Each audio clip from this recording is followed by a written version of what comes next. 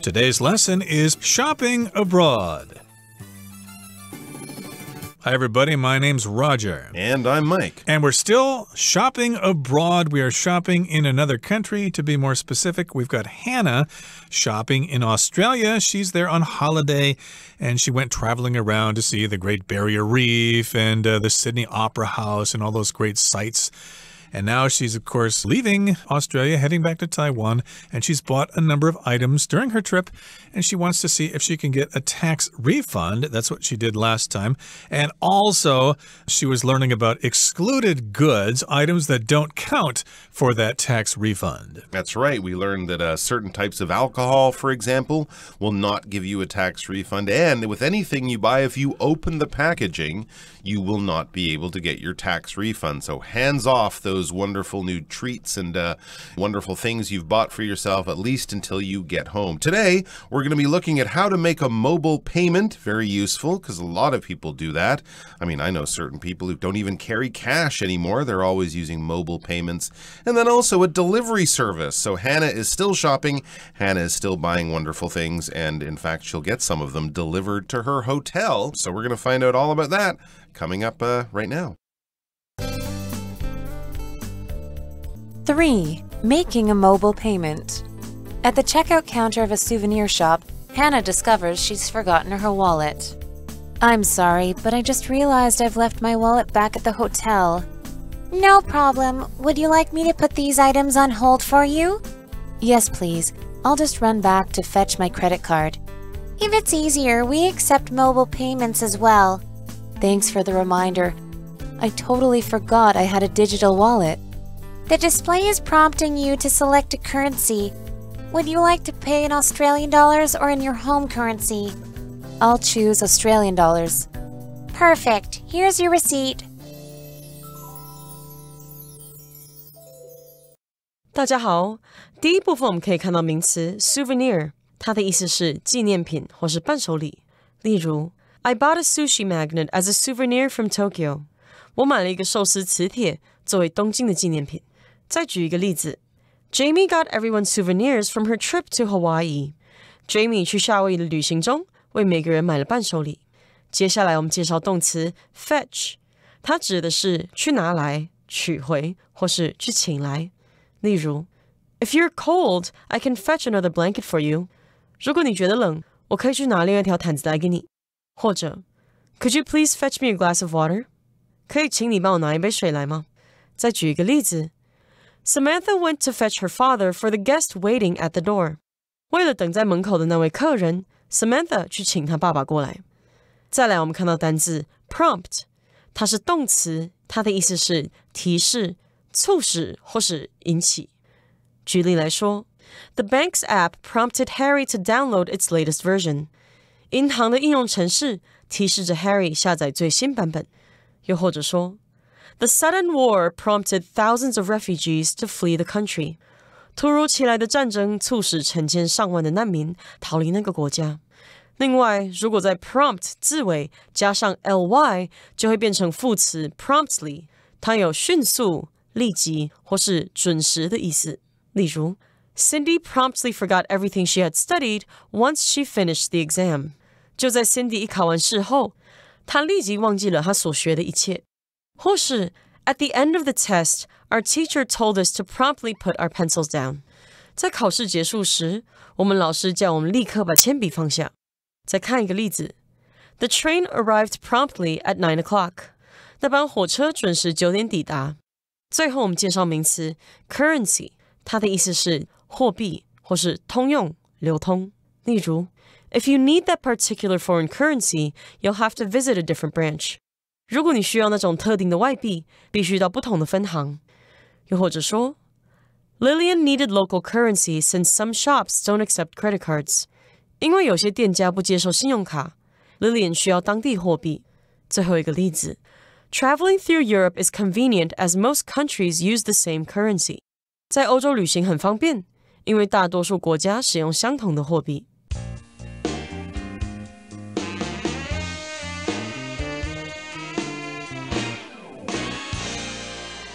Okay, let's talk about part 3, making a mobile payment. Again, that's when you use your phone or other electronic device to pay for your items and you don't need to carry cash. Now, at the checkout counter of a souvenir shop, Hannah discovers she's forgotten her wallet. So remember, when you buy something in a store, you need to arrange payment. So you take your items to the checkout counter. Okay, so checkout here is just where you check out. That's where the clerk is. That's where they greet you. Hello, did you find everything you wanted today? Oh, yes, I did. Thank you very much. Here's what I'd want. Oh, how would you like to pay for that? Blah, blah, blah. That's the kind of conversation you would hear at a checkout counter. But here she's at the checkout counter of a souvenir shop. A souvenir, of course, is something you buy to remember your trip. Could be postcards, could be stuffed animals or whatever, a t-shirt that says, I've been to Australia. Those are some examples of souvenirs. Absolutely. A little bit of French for you. Souvenir is the French word for remember, something you buy to remember a trip. And Hannah discovers, as she's paying for these wonderful souvenirs, uh-oh, she's forgotten her wallet. Haven't we all done this at certain times? Especially when we're on holiday. It seems that it's hard to keep track of our belongings. So she left her wallet. Hopefully it's just back at the hotel or something like that. But the problem is her cash is in her wallet, and so she doesn't have any cash to pay for these things. So let's see what happens. Hannah realizes this mistake. Oh, it's kind of embarrassing. Hopefully there's not a line of people standing behind her waiting to check out, to pay for their things, but she says, I'm sorry, but I just realized I've left my wallet back at the hotel. Okay, phew, at least it's at the hotel, but that doesn't still help her. She needs money. But the clerk says, no problem. That's not a big deal. It happens. Would you like me to put these items on hold for you? So basically, I can keep these items, probably just put them under the counter, you know, right where they are working there behind the cash, and she can run back to the hotel, get her wallet, and come back. That's what they could do. They could put these items on hold. They can basically save them for her until she comes back to pay for them. The clerk could also say, would you like me to hold these items for you? It's the same meaning. So yes, indeed, I can keep these items for you until you come back to pay for them. And if you don't show up during the rest of the day, then we'll just put them back on the shelves and someone else can choose them and purchase them if they would like. So Hannah says, yes, please. You can put those items on hold for me. And she says, I'll just run back to fetch my credit card. Okay, so here we've got the verb to fetch, which means to go get something and bring it back. We often use this word when we talk about dogs, not cats so much. Cats just kind of look at you. What are you throwing that stick for? I'm not going to go get that. But, of course, if you throw a stick or a tennis ball, dogs will run out and fetch it. They'll get it and they'll bring it back to you happily with their tail wagging. But they won't let you take it out of their mouth so easily. They like to do those sorts of things. So, yes, she's going to go back and get her wallet, at least her credit card that is inside her wallet, I assume. There you go. She'll go get something and bring it back. That's how we use fetch. We can actually even say play fetch with the dog, right? You're going to go to the park and play fetch. Throw something. Hopefully not a credit card or a wallet. You're going to throw a ball. But Hannah will fetch her credit card. But the clerk has an idea and just sort of says to her as she turns to leave the store, if it's easier, we accept mobile payments as well. All right? So this is another option, another way for Hannah to pay, and maybe she hadn't thought of it, and the clerk thought this might be helpful if I remind her or tell her this. And Hannah is thankful. Hannah says, thanks for the reminder. Thanks for helping me remember.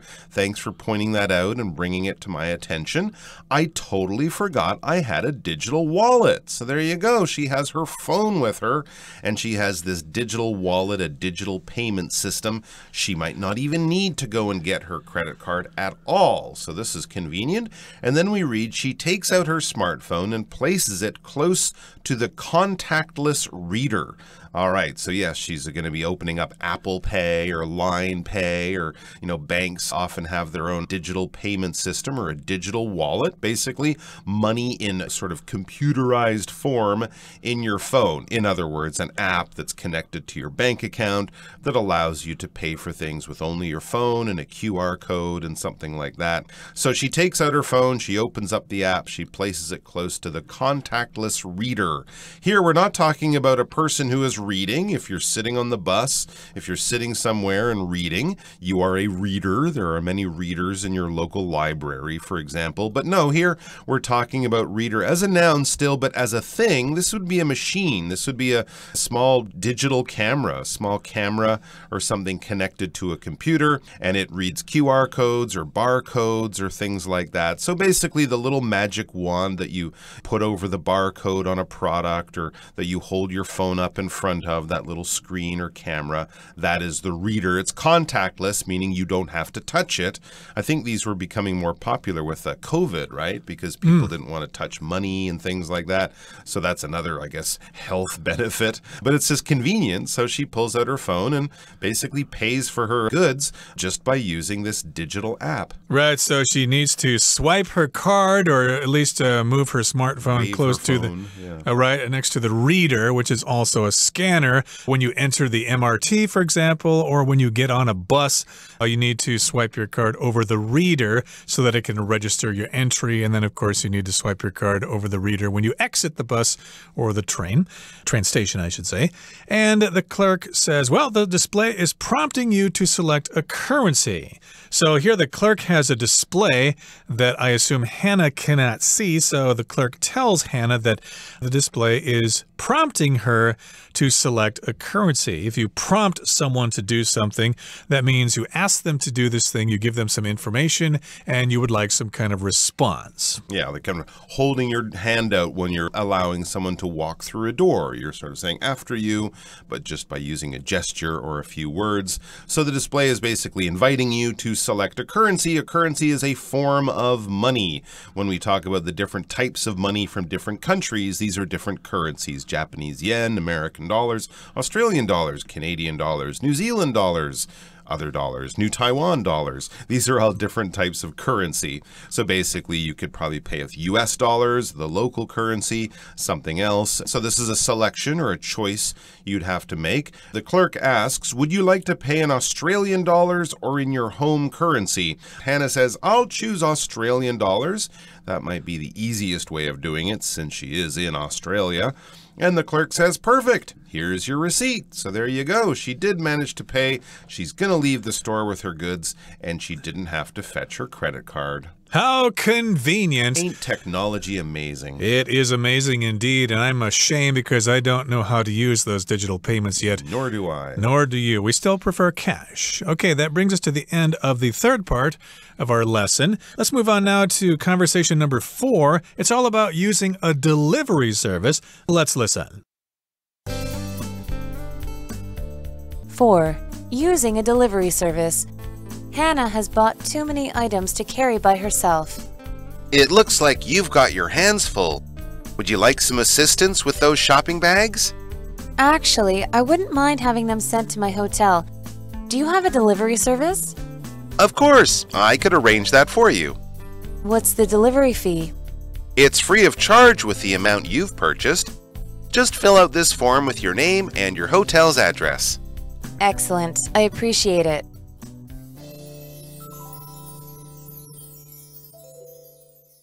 Okay, so this is a different kind of situation. Hannah has bought too many items to carry by herself. So indeed, sometimes if you have too many things to carry, you need to get a bag, or maybe you need to have somebody else carry them for you. And the clerk says, it looks like you've got your hands full. It looks like you have too many items to carry yourself. Would you like some assistance with those shopping bags? Would you like some help?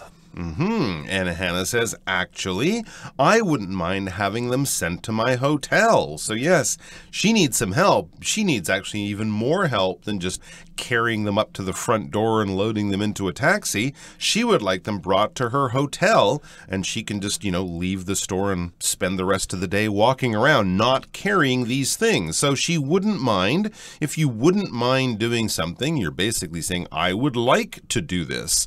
I mean, I'm not saying I have to do this, I must do this, but yeah, if you let me choose, I would like to do this. I wouldn't mind doing this. So she would like basically to have them sent to her hotel. When you have something sent, you have something delivered, you've asked someone to do a service for you, or you've applied for a service at a certain business. In this case, you're applying to get something, brought from A to B so that you don't have to do it. So that's what she would like. And then she uses this other term, delivery. If you have something sent, that's also delivery. Do you have a delivery service? Do you have a guy with a truck, basically, who will bring things from here to here? I'll probably pay a little bit more, but it will save me the time and inconvenience of doing it and carrying it all myself. Now, notice here, of course, she's being very polite. She could have said, yeah, send them to my hotel. But, of course, she's being very polite here, so she says, well, I wouldn't mind having them sent to my hotel. What would you like for dinner? Well, I wouldn't mind having pizza. That's being more polite there, softer, so you don't appear so aggressive, so demanding. And so she's being polite here. Yeah, I'd like to have them sent to my hotel. And again, she asks if they have a delivery service. The clerk says, of course. We're a business. We send things to places all over the time. And the clerk says, I could arrange that for you. Of course, these things require some kind of arrangement. You need to determine when they're going to be sent, how much it's going to cost, how it's going to be transported, etc. So they're going to make arrangements here. There you go. And Hannah's smart. She knows that this probably will cost her a little bit. She just wants to find out how much. What's the delivery fee? All right. What's the delivery fee? What's the delivery charge? You could also say, in other words, how much more will I have to pay for this special service of having these things brought to my hotel? And the clerk says it's free of charge with the amount you've purchased. Ah, yes, I've noticed this in supermarkets, often in Taiwan. If you spend more than like 2,000 NT, they'll deliver it, and the delivery will be free because you've spent already 2,000 NT dollars. So if she bought something small and she needed it delivered, there might be a delivery fee, but I guess she's bought above this minimum amount. So with the amount that she's purchased, it's free of charge, or it's free. It won't cost her anything extra because she's already spent a fair amount of money. That's very nice. Just fill out this form, the clerk says, with your name and your hotel's address. So yes, of course, they'll need the address of where to deliver it to.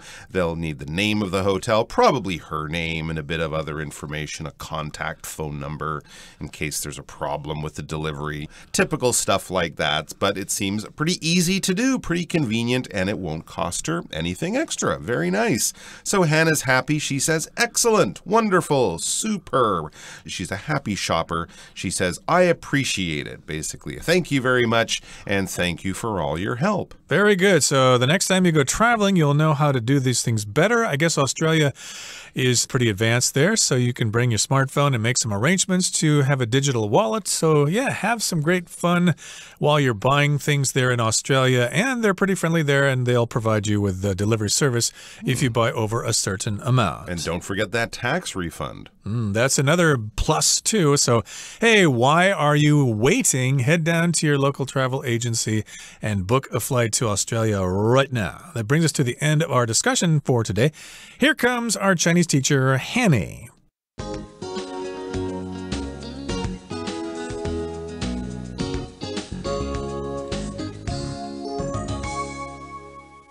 各位同学大家好，我是 Hanny。 我们来看今天的文法重点。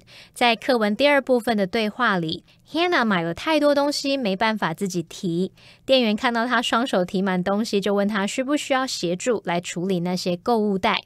Hannah 说Actually, I wouldn't mind having them sent to my hotel. 事实上，我不介意让人把他们送回饭店。好，这边有两个重点。首先 ，mind 当动词有介意的意思。那这时候它常常会用在否定句或是疑问句里面，像我们可以用 wouldn't mind 加上动词 ing， 或者是 don't mind 加上动词 ing 去表达不介意做某事。例如 I don't mind waiting a few more minutes， 我不介意再等几分钟。好，那我们也可以用 would you mind 或者是 do you mind 加上动词 ing 去提出请求，询问对方说你介意做某事吗？举例来说 Would you mind turning down the TV？ 你介意把电视的音量调小吗？好，另外在征求对方同意时 mind 后面可以接 if 子句去表达如果怎么样怎么样，你会介意吗？好，这时候 if 子句的动词啊，用过去式会比现在式还客气哦。像 Would you mind if we switched seats？ 那这时候就会比 Do you mind if we switch seats？ 这时候会比它来的客气。好，那么第二个重点是 Have them sent to my hotel 是表达请人送到我的饭店，让人送到我的饭店。Have them sent 它的结构就是 have 加上受词再加上过去分词 PP。 那我们来补充相关用法。Have 当实义动词的时候是表示要求命令，那我们在使用 have 加上受词再加受词补语这样的句型结构时，受词补语可以用到原形动词或者是现在分词 VING 或者是过去分词 PP， 不过它们所代表的意义不同。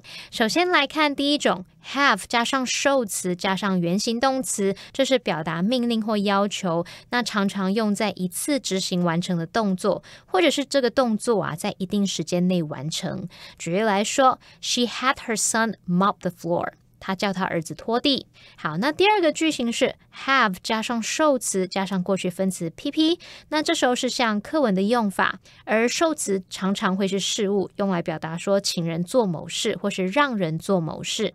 举例来说 I had my laptop repaired yesterday， 我昨天请人家帮我修理笔记型电脑。那第三个句型是 have 加上受词加上现在分词 VING， 那这是用来强调说动作持续进行或是自然发生。举例来说 He had the fan running all night long， 他让电风扇整晚都开着，这边就是强调说让这个动作持续的进行着。好，那么以上是今天重点整理，我们来回顾今天单字吧。Souvenir。Jesse bought a lot of souvenirs during his trip to Korea. Fetch. Mrs. Ross asked her husband to fetch her glasses for her. Reader. Kurt put his Metro card on the card reader to enter the subway. Prompt. The computer prompted Donna to download the new operating system. Currency. Mr. Rivera exchanged his dollars for euros at the currency exchange counter.